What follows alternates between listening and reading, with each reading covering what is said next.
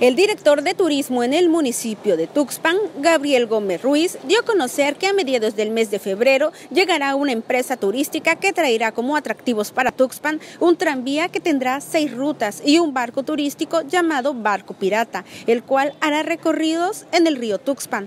Platicó que el barco inicialmente era para 50 pasajeros, pero aumentó a 80. Una de las rutas que abarcará es al Museo México-Cuba, ubicado en Santiago de la Peña. El costo para ambos atractivos aún no está definido. La empresa que proviene del puerto de Veracruz y que ya opera en esa ciudad es quien los dará a conocer.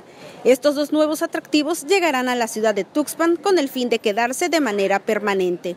Para Abacom, Nora Hernández.